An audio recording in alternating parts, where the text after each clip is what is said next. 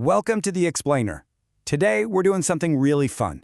We're literally pulling back the velvet rope on the most exclusive, talked about, and fiercely guarded event of the year. I'm talking, of course, about the 2026 Met Gala. Think of it as this crazy intersection where high art meets high fashion, all wrapped up in an impenetrable layer of celebrity mystique. And look, as fashion writer Maggie Gillette put it perfectly, this is definitely a time to push fashion boundaries. And she's not exaggerating in the slightest here. With this year's specific dress code being fashion is art, the expectations for avant-garde spectacle have literally never been higher. We're talking about garments that completely blur the line between a traditional dress and a permanent museum sculpture. Okay, let's dive right into this. Here is our roadmap for today. Number 1, fashion's biggest night out. 2, the $100,000 ticket. 3, from fundraiser to global empire. 4, when glamour meets controversy. And finally, 5, 2026, fashion is art. Section 1, fashion's biggest night out. To really grasp the sheer gravity of this thing, you just have to look at the powerhouse team running it. The 2026 co-chairs are an absolute A-list collective.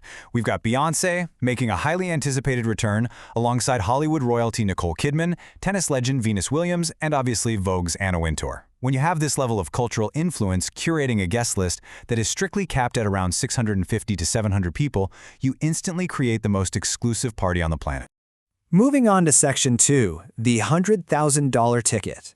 You know, at its core, the gala is fundamentally billed as a fundraising benefit for the Met's Costume Institute, which kind of begs a very practical question for us to consider. How much does it actually cost to attend the Met Gala today?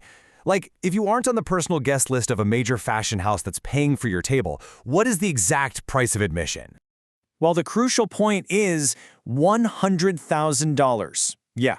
That is the jaw-dropping sticker price for just one single individual ticket to the 2026 Met Gala. Let's put that into perspective by looking at the exponential growth over the decades. Back when the gala was first founded in 1948, a ticket cost just $50.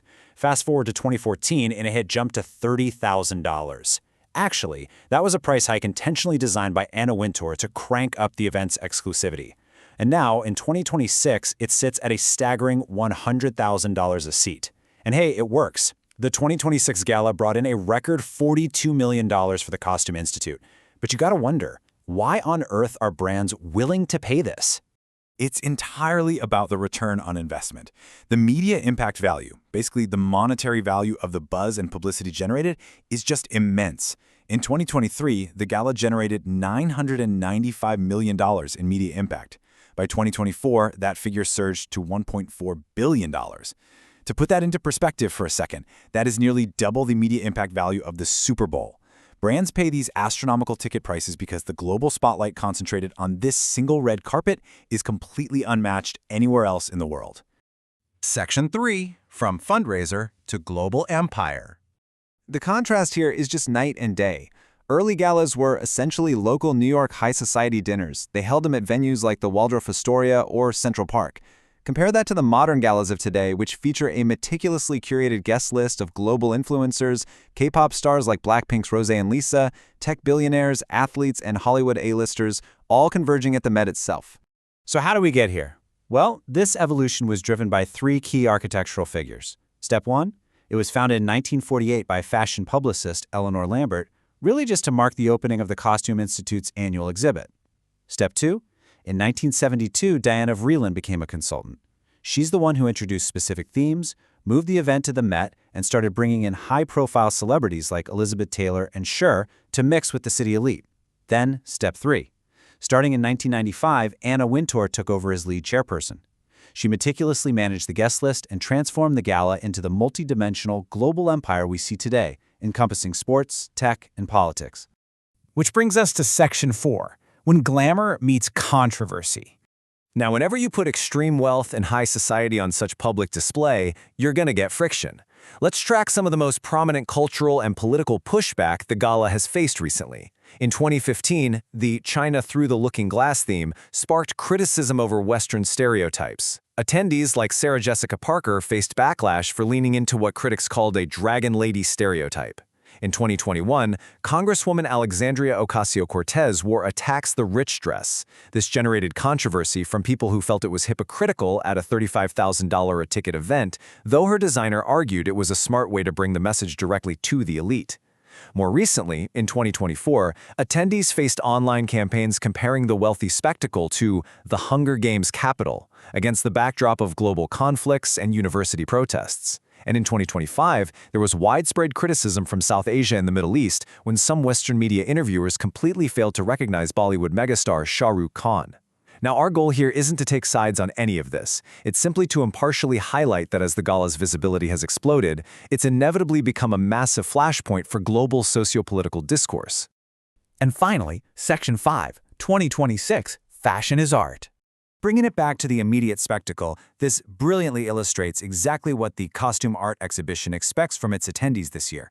Celebrity stylist Julie Matos hit the nail on the head when she said, "We can expect garments that look like they could literally be hanging on the walls of the Met. The dress code demands that the human body be treated as a canvas and the garments themselves as museum-worthy masterpieces." To give you an idea of what this actually means in practice, look at some of these specific examples. Co-chair Venus Williams walked the 2026 red carpet in a stunning Swarovski gown that was directly inspired by a Robert Pruitt portrait of her, a portrait that actually hangs in the National Portrait Gallery.